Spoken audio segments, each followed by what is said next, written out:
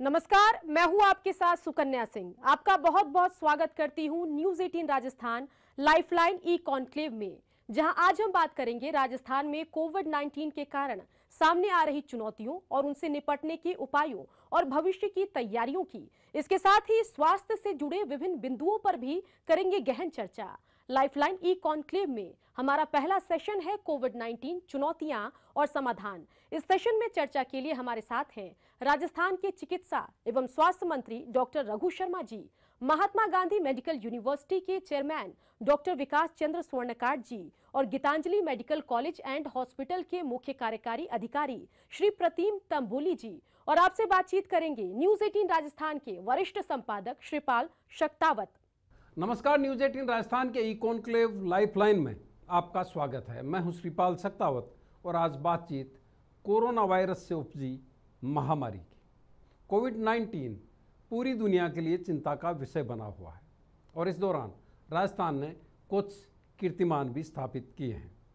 इन्हीं कीर्तिमानों और चुनौतियों पर बातचीत के लिए हमारे साथ हैं राजस्थान के माननीय चिकित्सा मंत्री doctor Raghu Sharma, Gitanjali medical college और हॉस्पिटल उदयपुर के प्रतिम तंबोली और राजस्थान के सबसे बड़े निजी मेडिकल कॉलेज या medical university Mahatma Gandhi university of medical sciences and technology Jaipur के चेयरमैन डॉक्टर विकास चंद्र स्वर्णकार। बातचीत शुरू करता हूं मंत्री जी आपसे।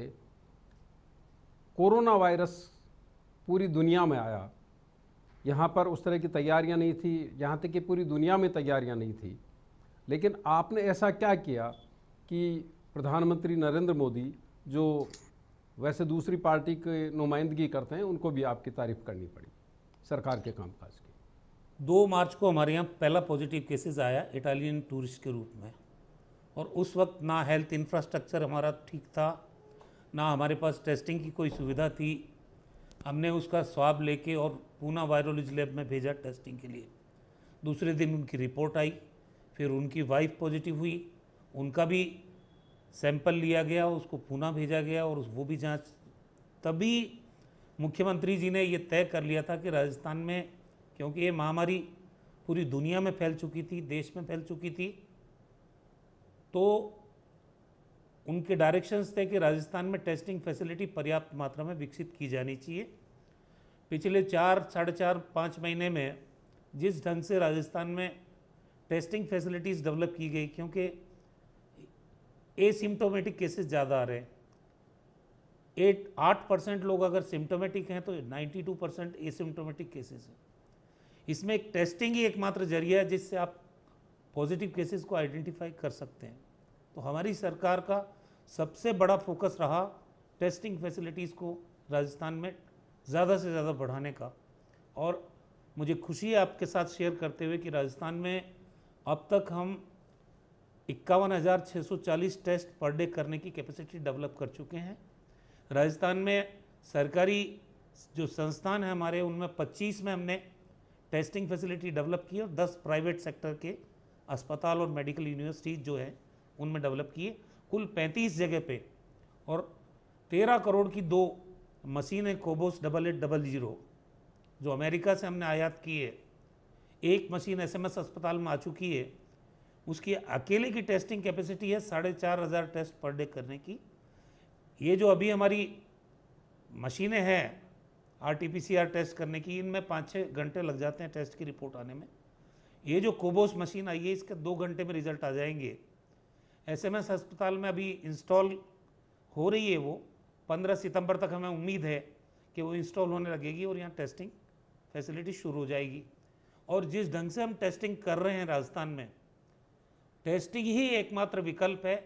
और पूरे कंट्री में तो पहले आप देखिए कि रैपिड टेस्टिंग का 14 कंपनियों को अप्रूव किया ICMR ने, चाइनीज़ कंपनियों।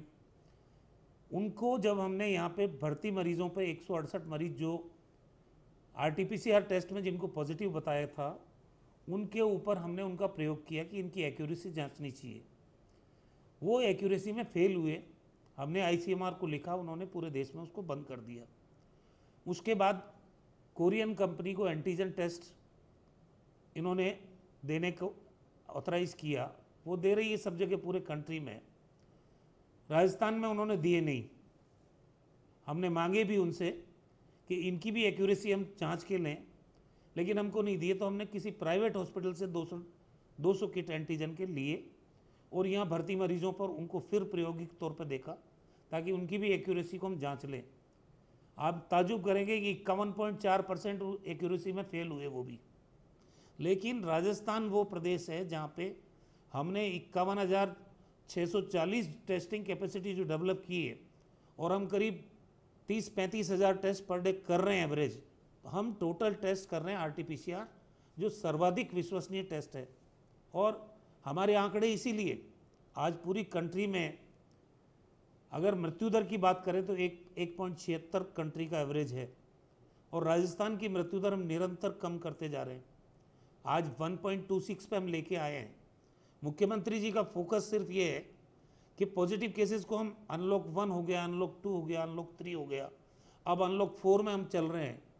हम लोगों की आवाजाही बढ़ेगी, हमारी व्यापारिक गतिविधियां बढ़ेगी, धार्मिक स्थल हमने खोले हैं, बाकी भी जितनी अनुमत गतिविधियां बढ़ती जा रही हैं।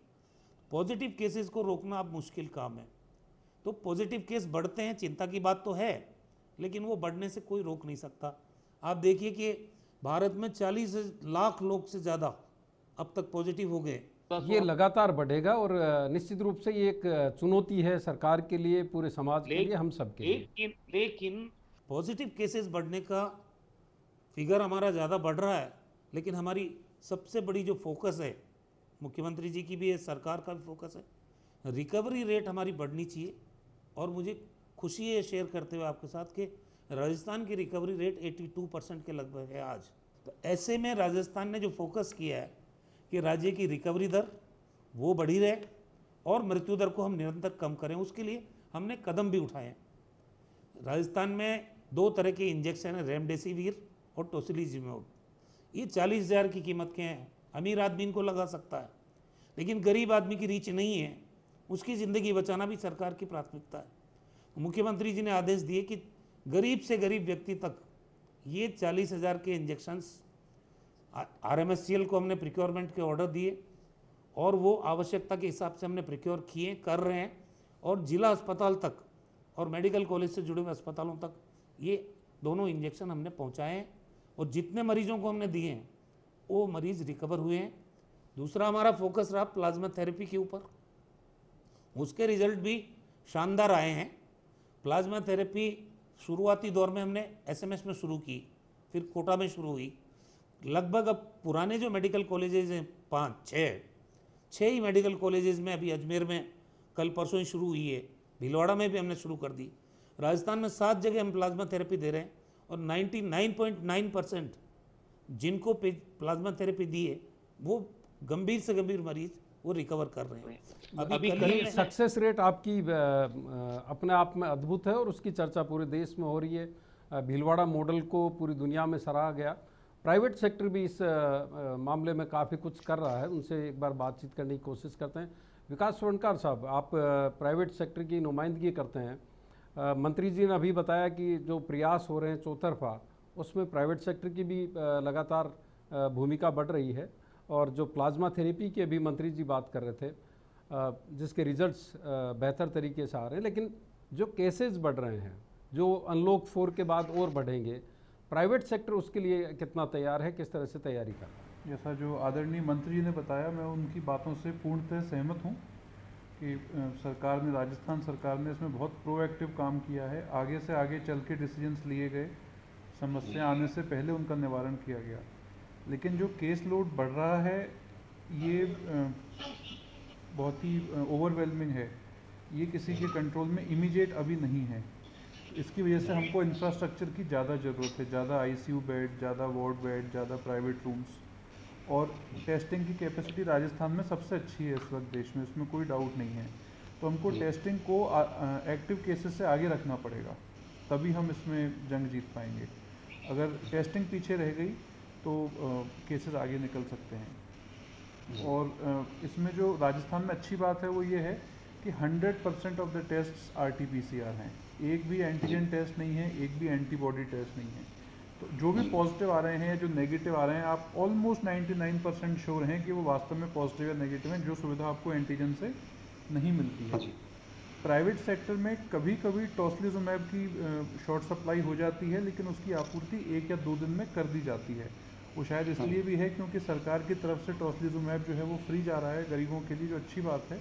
इस वजह से डिमांड राजस्थान में इस पर्टिकुलर दवाई की बहुत ज़्यादा है। और सबसे ज़्यादा चैलेंज जो राजस्थान में इस वक्त आ रहा है, स्पेशली जयपुर में महात्मा गांधी अस्पताल सबसे बड़ा प्राइवेट सेक्टर हॉस्पिटल है जो कोविड पेशेंट्स को ट्रीट कर रहा है, सरकार के साथ कंधे से कंधा मिला के चल रहा है। उसमें स्टाफ मोटिवेशन का एक इशू आता है। स्टाफ को बहुत काउंसिल करके उनको प्रेरणा देके और भेजा जाता है कि साहब आप काम करो, आपके पास बेस्ट पीपीई है, आपका ध्यान रखा जाएगा, सारी चीज़ें हैं।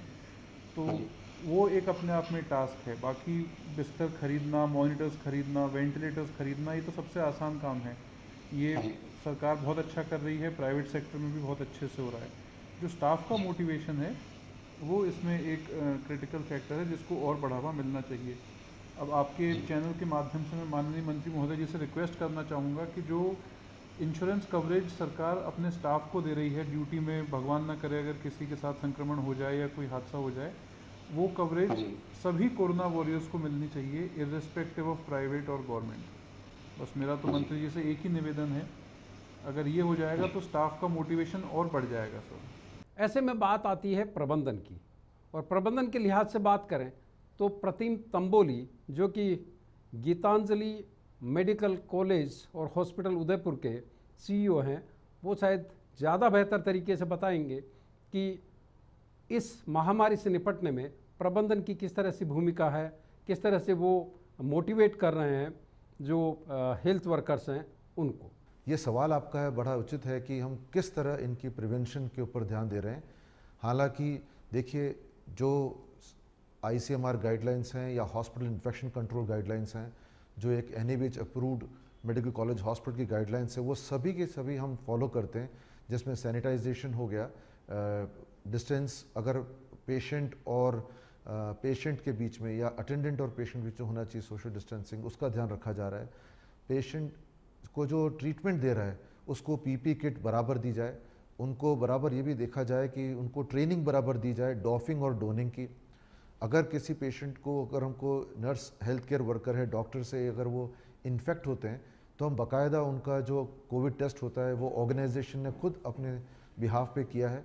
यहाँ तक कि हमने सारे अपने जो हेल्थ केयर वर्कर्स हैं उनको एक हेल्थ केयर इंश्योरेंस कंपनी के साथ टाई अप करके हमने हर एक हेल्थ केयर कोरोना वॉरियर की इंश्योरेंस खुद हमने की है। बिकॉज जैसा आपने भी सवाल दिया कि, और मंत्री महोदय जी से जो आपने गुजारिश करी डॉक्टर स्वर्णकार जी ने, हमने उसमें एक ही कदम आगे लिया कि हमने पता लगा कि भाई जो इंश्योरेंस स्कीम है कोरोना वॉरियर्स के लिए वो सरकारी कर्मचारियों के लिए है, लेकिन प्राइवेट सेक्टर में भी कर्मचारी और अगर वो एडमिनिस्ट्रेशन के उनके लिए नहीं है। सो वो इनिशिएटिव हमने लिया और उन सबको इंश्योर किया कि एटलीस्ट उनके अंदर वो मोटिवेशन रहे कि इन केस अगर उनको कहीं पर कोई ब्रीच होता है प्रोटोकॉल से तो they are been well taken care of by the organisation. साथ में ये भी मैं कहना चाहूँगा कि प्लाज्मा थेरेपी जो है वो I think her private medical college को और हर मेडिकल कॉलेज को सरकार की तरफ से, और मैं माननीय मंत्री महोदय से रिक्वेस्ट भी करूँगा कि प्लाज्मा थेरेपी के हमने सर बहुत अच्छे पॉजिटिव आउटकम्स देखे हैं, तो वो एक आप आदेश ऐसा कर सकें कि सभी प्राइवेट मेडिकल कॉलेजेस को प्लाज्मा थेरेपी देने की अगर परमिशन मिल जाती है तो ये एक बहुत बड़ा एक कदम होगा उन पेशेंट्स के लिए जो कि अब रिकवरी रूट पर हैं या जिन्होंने रिकवर हो चुके हैं, उनसे हम सहायता ले सकते हैं। बिल्कुल, प्लाज्मा थेरेपी की सक्सेस रेट बहुत अच्छी है, ये कह सकते हैं कि सबसे अच्छी है। लेकिन सवाल ये आता है कि डोनर्स कम आ रहे हैं। मंत्री जी, आप क्या उम्मीद करते हैं जो लोग कोरोना की इस लड़ाई को जीत करके निकले हैं उनसे, क्योंकि डोनर्स कम आ रहे हैं? देखिए, जो पॉजिटिव हो गए थे और पॉजिटिव से नेगेटिव हो गए, कोई भी व्यक्ति 14 दिन बाद अपना टेस्ट करा के अपना प्लाज्मा डोनेट कर सकता है। हमने मोटिवेशनल कैंपेन भी अभी स्टेट में चला रखा है, क्योंकि कई तरह की भ्रांतियां लोगों के दिमाग में रहती है कि हम प्लाज्मा डोनेट करेंगे तो हमारे शरीर में कहीं वीकनेस आ जाए। ऑलरेडी पॉजिटिव जो हो जाता है उसकी मानसिकता किस तरह से होती है, डरा हुआ सा रहता है आदमी। उसके बाद उससे आप ये उम्मीद करो कि इमीडिएटली आके वो प्लाज्मा थेरेपी, उसको एजुकेट करना पड़ेगा और वो हम काम कर रहे हैं अभी झुंझुनू में हमारे कैंप लगा, 48 लोगों ने प्लाज्मा डोनेट किया। उसके बाद चूरू में 22 लोगों ने प्लाज्मा डोनेट किया, जोधपुर में प्लाज्मा डोनेट किया, यहाँ जयपुर में भी प्लाज्मा डोनेशन का काम चल रहा है। हम चाहते हैं कि राजस्थान में हर जगह, क्योंकि जितने रिकवर लोग हो गए उन लोगों को 14 दिन बाद अपना प्लाज्मा डोनेट करें, किसी तरह की कमज़ोरी शरीर में आती नहीं है। अभी जैसे प्राइवेट सेक्टर में प्लाज्मा थेरेपी की सुविधा शुरू करने की बात की थी डॉक्टर साहब ने, तो स्वर्णकार जी बैठे हैं, इन्होंने तो वहाँ शुरू है, महात्मा गांधी में तो ये काम हो रहा है। अभी राजस्थान में जिस ढंग से, जिस सोच के साथ मुख्यमंत्री जी मेडिकल सेक्टर में काम कर रहे हैं, सबसे ज़्यादा फोकस हेल्थ इंफ्रास्ट्रक्चर को, मेडिकल एजुकेशन को, राजस्थान में इसका फैलाव इतना बढ़ना चाहिए कि आने वाले समय में कोई भी दिक्कत आए, कोई चुनौती आए, आने वाले समय की चुनौती को ध्यान में रख के हर ज़िले में मेडिकल कॉलेज हो। अभी 15 मेडिकल कॉलेजेस हमने नए स्वीकृत कराए हैं। आज़ादी के बाद ये पहला अवसर है जब एक साथ 15 मेडिकल कॉलेज आप स्वीकृति सरकारी क्षेत्र में मिल रही हो। 2-3 जिले बचे हैं। कुल मिला के राजस्थान में मुख्यमंत्री जी ने, और उनका जो फोकस है कि इस लड़ाई से हम लड़ें, राज्य में कम से कम मृत्यु, 0 मृत्यु हो, उस तरफ हम आगे बढ़ रहे हैं। अभी एक सवाल आया था कि सब स्वर्णकार जी ने कहा हिंदुस्तान में 50 लाख का जो बीमा कवरेज है, राजस्थान फॉर्चुनेटली वो प्रदेश है जहाँ हमारे कॉन्ट्रेक्चुअल लेबर हो, चाहे हमारे सफाई कर्मी हो, जो सरकारी नौकरी में भी नहीं है, उनको भी हमें बीमा कवरेज इस 50 लाख के कवरेज के दायरे में लेके आए हैं राजस्थान में। तो एक सिस्टमेटिक मैनर में माइक्रो लेवल का मैनेजमेंट किया जा रहा है।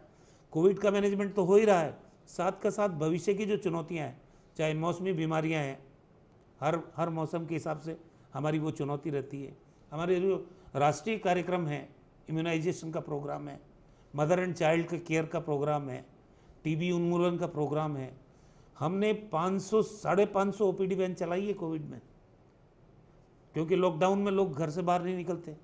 गंभीर से गंभीर मरीज को इलाज में असुविधा नहीं हो, उसको ध्यान में रखते हुए 550 मोबाइल ओपीडी वैन राजस्थान में चलाई, जो डोर स्टेप पे गई आदमी के, वहीं उसका देखभाल की गई, उनको दवा दी गई।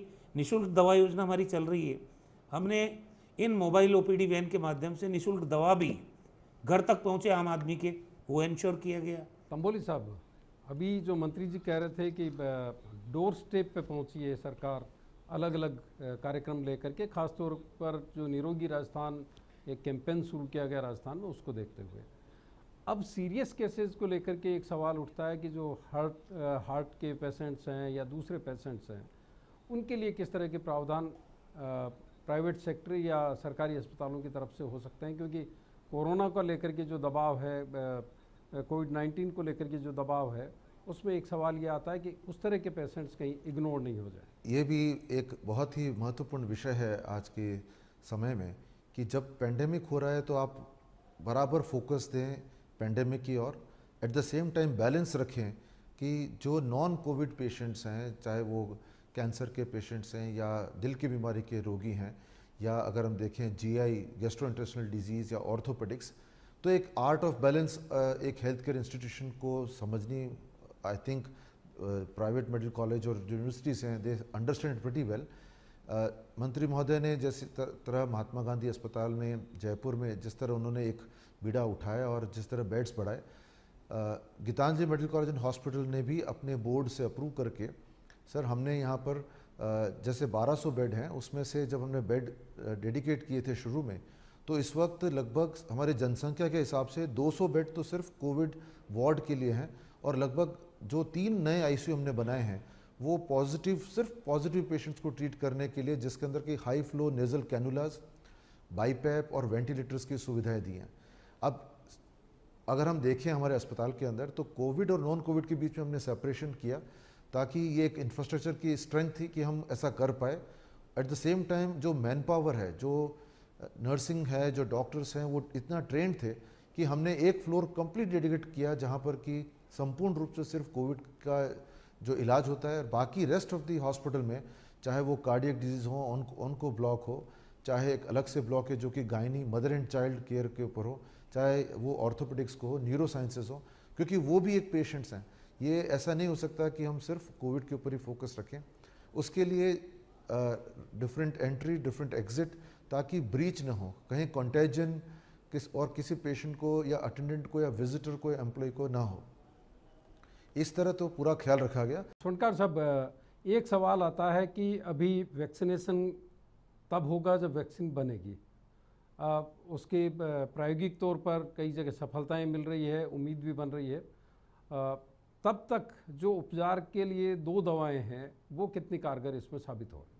देखिए, मैं आपको बताऊं, राजस्थान में केसेस बढ़ रहे हैं, इसमें कोई डाउट नहीं है, लेकिन स्थिति इतनी गंभीर नहीं है। क्योंकि आप देखें, राजस्थान सबसे ज़्यादा टेस्ट कर रहा है देश में, सारे के सारे टेस्ट PCR बेस्ड कर रहा है, जो कि मोस्ट ऑथेंटिक है। बट फिर भी हमारे पास जो केसेस आ रहे हैं वो 1500-1600 आ रहे हैं, as compare to other states जो टेस्ट भी कम कर रहे हैं, 60% एंटीजन टेस्ट कर रहे हैं, फिर भी उनके 3-4 हज़ार केस आ रहे हैं। तो हमारे यहाँ जो सर्वेलेंस का सिस्टम है बहुत इस वक्त तो बहुत मजबूत है, और ऐसी पैनिक की स्थिति नहीं है। अभी भी हेल्थ इंफ्रास्ट्रक्चर आगे है डिजीज़ से, अभी आज की तारीख में, आगे का मैं नहीं कह सकता। तो अगर हम इस लीड को बरकरार रखें तो हम निश्चित ही इसमें जीतेंगे। भीलवाड़ा मॉडल की बड़ी चर्चा हुई पूरी दुनिया में, उसको लेकर के आप आश्वस्त करते हैं पूरे राजस्थान को या जितने भी लोग इसको देख रहे हैं उनको कि कोरोना से नियंत्रण में भी राजस्थान एक अलग तरह का मॉडल बनकर के उभरेगा पूरी दुनिया में? भीलवाड़ा मॉडल को हम चर्चा में नहीं लाए थे, भीलवाड़ा मॉडल को पूरा देश चर्चा में लाया था, पूरी मीडिया चर्चा में लाई थी। और जिस ढंग से शुरुआती दौर में एक माहौल बना था कि ये महामारी आई है, नई आई, 26 पॉजिटिव केसेस वहाँ हुए एक साथ। भीलवाड़ा में जैसे ही 26 पॉजिटिव केसेस आए, हमने उनकी सीमाओं को सील कर दिया, पूरे ज़िले में कर्फ्यू लगा दिया गया। करीब 28 लाख डोर टू डोर, क्योंकि 3000 टीमें तो हमारी रूरल एरियाज़ में हमने बनाई और 300-325 सिटी एरियाज़ के लिए बनाई। वो एक्टिव सर्वेलेंस का काम किया गया, क्योंकि उस टाइम ये एसिम्टोमेटिक का फिनोमेना सामने नहीं आया था। सिर्फ ILI केसेस को हम मानते थे कि ये पॉजिटिव केसेस हो सकते हैं, तो पूरी टीमों ने 18,000 ILI केसेस को आइडेंटिफाई किया जिन पे खांसी, जुकाम, बुखार के लक्षण थे, और उनको क्वारंटीन फैसिलिटीज़ डेवलप की गई, प्राइवेट हॉस्पिटलों का अधिग्रहण किया गया। हमारा वहाँ पे 1 किलोमीटर का दायरा, 2-3 किलोमीटर का दायरा और 5 किलोमीटर का बफर जोन। इनमें जिस ढंग से हम कॉन्टैक्ट ट्रेसिंग का काम करते हैं, वो कॉन्टैक्ट ट्रेसिंग का अब तो वो फार्मूला ही खत्म हो गया। लेकिन जब भीलवाड़ा मॉडल की बात हो रही थी, तब हम कॉन्टैक्ट ट्रेसिंग पे जोर दे रहे थे। हमने कॉन्टैक्ट ट्रेसिंग की और उसी का लाभ मिला कि हम जो गंभीर लोग थे, जो पॉजिटिव आए, उनको हमने रेफ़र भी किया, उनकी टेस्टिंग हुई, और बाकायदा भीलवाड़ा इस पूरे पॉजिटिव के मामले से रिकवर होकर निकला, 0 हो गया वहाँ। अब तो फिर वहाँ पॉजिटिव केसेस बढ़ गए। अब ये लड़ाई आगे भी जारी है हमारी, आगे क्या होता है, महामारी क्या रूप लेती है। बिल्कुल। और इस दौरान राजस्थान ने इस महामारी से निपटने में सफलता के सोपान गढ़े हैं, लेकिन पूरी तरह से सफलता तभी मिल सकती है जब हम सब मिलकर के इस महामारी से निपटने के लिए तैयार हों, सजग हों, मास्क का इस्तेमाल करें, सैनिटाइजेशन करें और सचेत रहें, सतर्क रहें। आप सभी का बहुत बहुत आभार ई कॉन्क्लेव लाइफलाइन में हिस्सा लेने के लिए। इसी के साथ हमारा यह सेशन कोविड-19 चुनौतियां और समाधान यही खत्म होता है। यहाँ हम रुकेंगे एक छोटे से ब्रेक के लिए। देखते रहिए news 18 Rajasthan lifeline e conclave.